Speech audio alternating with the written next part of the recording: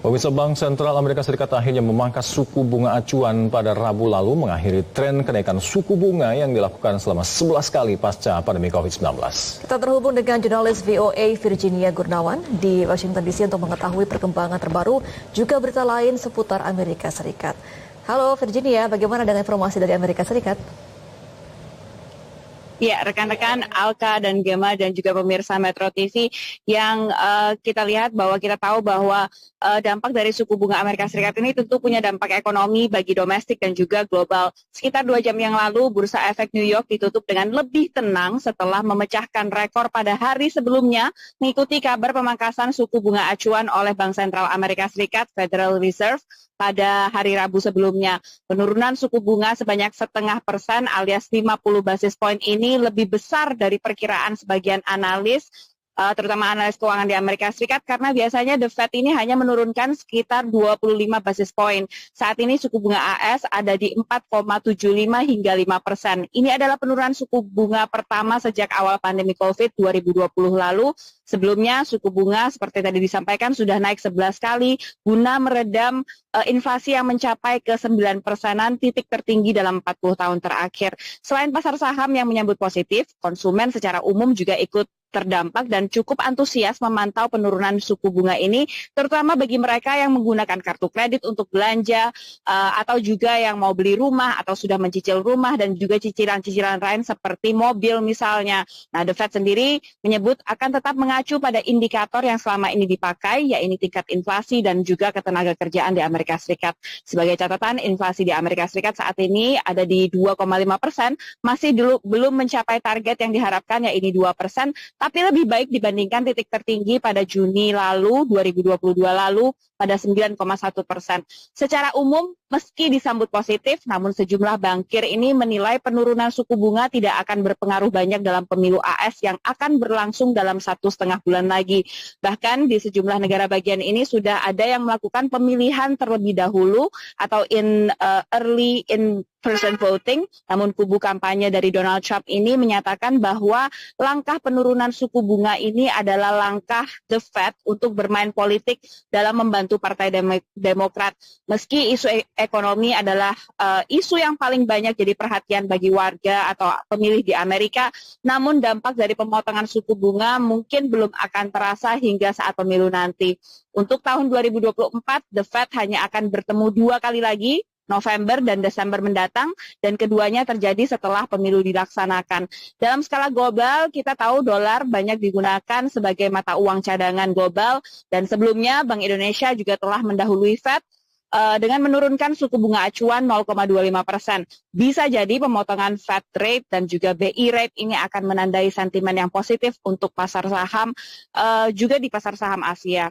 Nah, kita beralih ke liputan yang terkait dengan kehidupan di Amerika Serikat.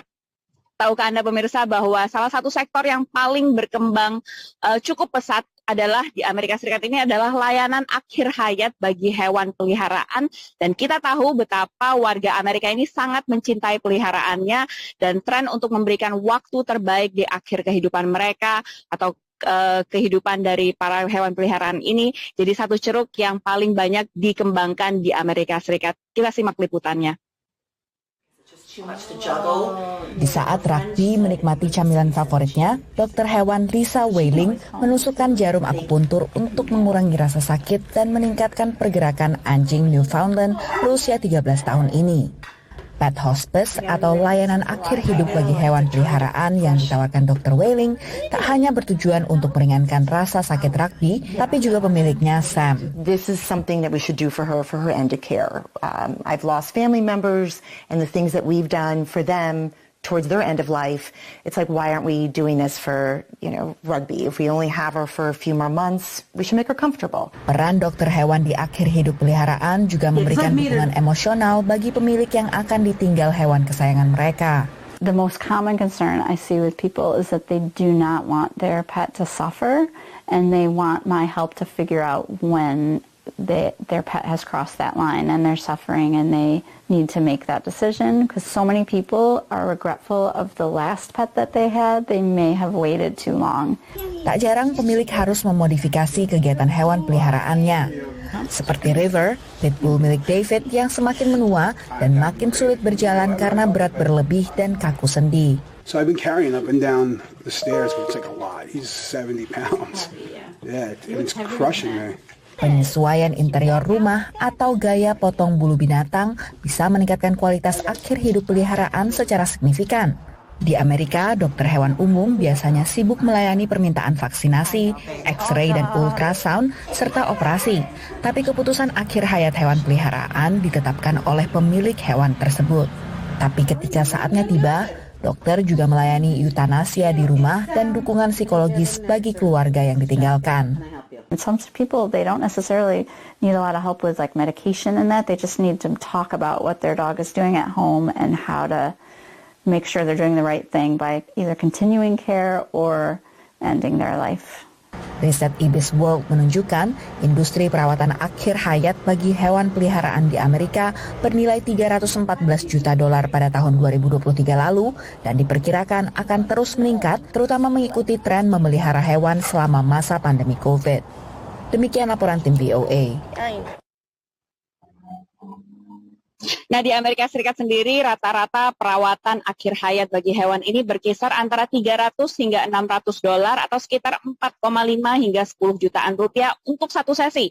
Jauh lebih mahal ketimbang ke dokter hewan biasa. Tapi ini bukan menjadi masalah terutama bagi hewan kesayangan mereka, terutama karena warga Amerika Serikat ini memang terkenal atau banyak diketahui sangat sayang dengan hewan peliharaan yang dianggap sebagai keluarga sendiri.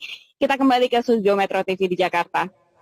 Baik, terima kasih laporan Anda. Virginia Gunawan melaporkan langsung dari Washington DC, Amerika Serikat.